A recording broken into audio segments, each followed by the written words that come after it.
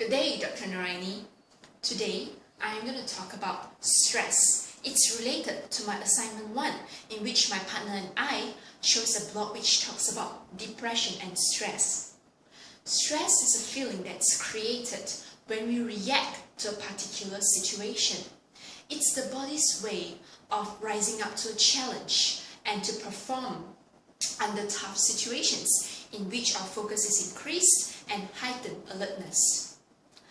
Life is always full of hassles, frustrations, demands, and deadlines. Stress isn't always bad though. A little dose of stress can actually help you perform under pressure and motivate you to do better. However, too much stress, too much pressure, and your mind and body pay the price. If you leave the stress and you neglect it, and in the long run, it may turn into a major depressive disorder. Now, if you experience any of the symptoms that I mentioned, it's probably that you're experiencing stress and you should do something about it before it turns into a major depression. First of all, you feel tired all the time.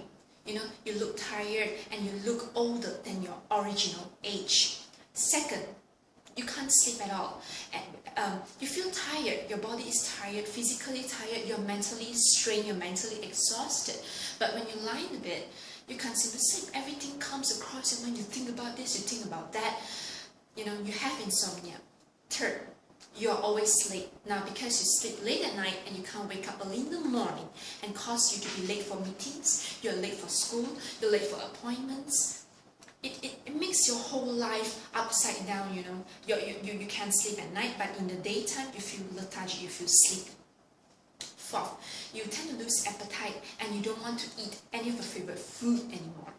The things that you love to eat once, the cheesecake, the ice cream, the fish and chips that you used to love a lot, you don't crave for them anymore.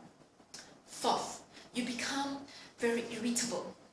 You're short-tempered and you yell for no reason at times. The little things that your friends, that your spouse, or that your children used to do, you find them offensive.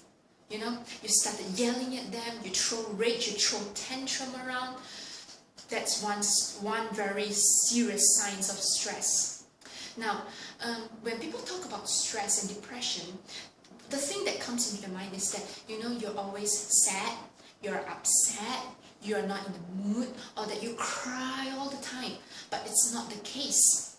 Sometimes stress can lead you to become an angry person, in which, like sometimes when you drive out and the traffic light turns red, you started cursing the traffic light, you blame the traffic, and then it's like as if the whole world caused you to become late, or as if, it's the red light's fault, And the thing is, according to the blogger, the Storied Mind blogger, John Falk Williams, he becomes depressed ever since boyhood, and when he grows up, he gets married.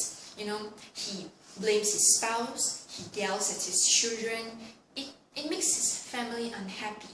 Okay, and this leads to the fifth symptom, that is, you're unhappy with yourself. You're not satisfied with your life anymore. You seem to see everything negatively. Now, if you're experiencing any of these, it's advisable that you seek for help from your loved ones, from your friends, or medical experts. Now, younger generations today tend to stress over petty issues, and we call these the first world problems. Now, what is first world problems? First world problems are problems experienced by the Y generation. Things like, which picture should I choose as my Facebook profile? Or, no one likes my post or Facebook statuses. Or sometimes like, my best friend's got more Instagram followers than I do.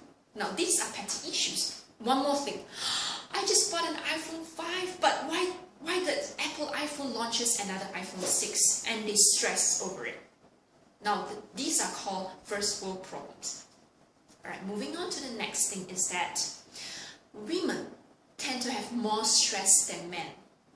Now, why is that? The reason is simple. Especially married women. In reports, married women are reported to experience higher level of stress compared to single women. Now, because as a wife and as a mother, they have to juggle between many roles they have to play. Their job doesn't just end at 5 p.m. in the evening.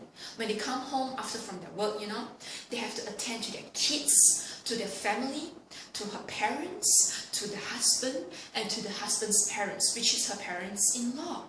The moment a woman wakes up, she has to prepare breakfast for the kids, for the husband, she has to wash the clothes, take out the laundry, then rush to work. When she comes back, she has to iron the clothes, she has to prepare dinner. Their work never stops until they go to bed. Secondly, why are women more stressed than men? Because, women, every single month, they have to experience premenstrual syndrome, which is a very uncomfortable feeling. It makes them have stomach cramps, they have headaches and all. Thirdly, pregnant women, pregnant mothers, they are more likely to feel stressed because they have to walk around carrying a heavy tummy, and also at the same time, if they have other kids, they still have to attend to them and also to the husbands. Alright. The next thing is, what can we do to reduce stress? Now, let me be honest with you. We can never have a stress-free life. Everyone in this world has stress, no matter you're rich or poor. Everyone has their stress here. Men or women, children, old people, they all stress on different, they have stress, but on different levels and on different things. Now, the only thing I can tell you is that, how do you actually reduce stress and find time to release the tension? Okay, first of all, pick up a hobby. Do something that you really like. For instance, boys, they tend to release stress when they go to jog, when they go play basketball, they squash, or they go swimming. They sweat out, they release all their sweat when they play with their friends, they get aggressive playing basketball and all. That's how they actually vent their frustration or their stress there. That's a very healthy thing to do. Certain people, they choose to release stress negatively, like binge drinking on alcohol, they smoke, they go to clubs. That is a bad way to reduce stress. It actually causes more stress. Secondly, what can you do? Find a medium to vent out your anger. For instance, writing a blog. You don't have to put your real personal details inside. You can use your pen pal name, or you can use your internet name.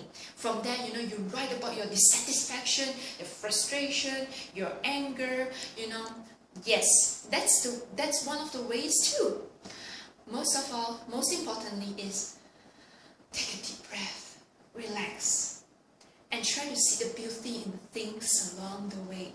Don't let stress, give you a negative impact on you and on your family. That's all from me today. Thank you.